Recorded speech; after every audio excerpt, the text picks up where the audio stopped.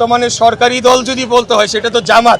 এই ভণ্ডদেরকে আমরা আর বাংলাদেশের মাটিতে এই রাজত্ব করতে দিব না। ঢাকা ৬ ঢাকা ৮ চাঁদাবাজের আখড়া হয়ে থাকে, সেটার দায় দায়িত্ব এই বর্তমান সরকারকেই নিতে হবে। কারণ আইন শৃঙ্খলা সেটিকে বাস্তবায়ন করার দায়িত্ব সরকার, এটা কোনো রাজনৈতিক দলের নয়। আর জামাতের নেতা যদি জামাত যদি এই কথা বলে থাকে, তাহলে বর্তমানে সরকারি দল যদি বলতে হয় সেটা তো জামাত। তার মানে জামাতই ঢাকা ৬ এই চাঁদাবাজ এই ভণ্ডদেরকে আমরা আর বাংলাদেশের মাটিতে এই রাজত্ব করতে দিব না। এই ভণ্ডদেরকে যারা ধর্মের নামে চাঁদাবাজি করছে, লুটপাট করছে, বর্তমানে সরকারি থেকে তারা ক্ষমতা ভোগ করে সব জায়গায় দখলদারিত্ব করছে, ব্যাংক দখল করছে, হসপিটাল দখল করছে, আপনার বিভিন্ন ফাইন্যান্সিয়াল ইনস্টিটিউশন দখল করেছে এবং সামনে একটা লেবাস ধরে জনগণকে বোকা বানাচ্ছে, প্রতারণা করছে। এদের বিরুদ্ধে কঠোর ব্যবস্থা নেবে। এই রাজাকার ৭১-এর যারা ঘাতক দালাল আমার মা বোনদের ধর্ষণ করেছে, আমাদের মুক্তিযোদ্ধা ভাইদের হত্যা করেছে, তাদের বিরুদ্ধে বাংলাদেশের জনগণ আগামী ১২ই ফেব্রুয়ারি কঠিন জবাব দিবে ইনশাআল্লাহ।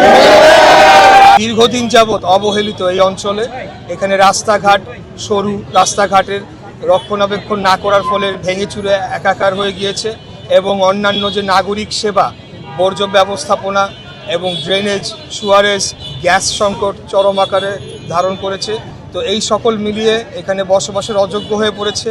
আমরা এই সমস্যাগুলা সমাধানের জন্য আমরা প্রতিশ্রুতি দিচ্ছি এবং সেগুলো আমরা বাস্তবায়ন করব ইনশাআল্লাহ। ব্যক্তিগতভাবে মনে করি তিনি মানসিক বিকারগ্রস্ত, তার চিকিৎসার প্রয়োজন এবং এই চিকিৎসার মাধ্যমে যাতে একটা সৌহার্দ্যপূর্ণ পরিবেশে কিভাবে রাজনীতি করতে হয় এবং ভাষাগত দিক থেকে কিভাবে প্রতিপক্ষর উদ্দেশ্যে কথা বলতে হয়, এই বিষয়গুলো তাকে শেখানো দরকার।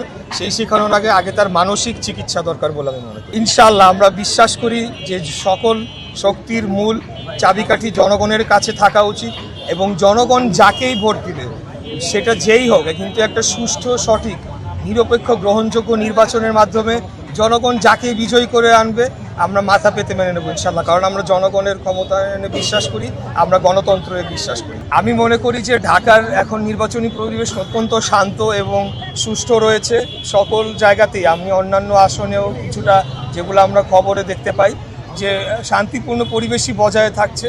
তবে যেটি বললেন যে কিছু কিছু দলের কিছু প্রার্থীর বেফাস মন্তব্য এবং কুরুচিপূর্ণ অসৌজন্যমূলক মন্তব্যের কারণে এটা অনেকের জন্য একটা অস্বস্তির কারণ হয়ে দাঁড়িয়েছে, বিশেষ করে ভোটারদের মধ্যে।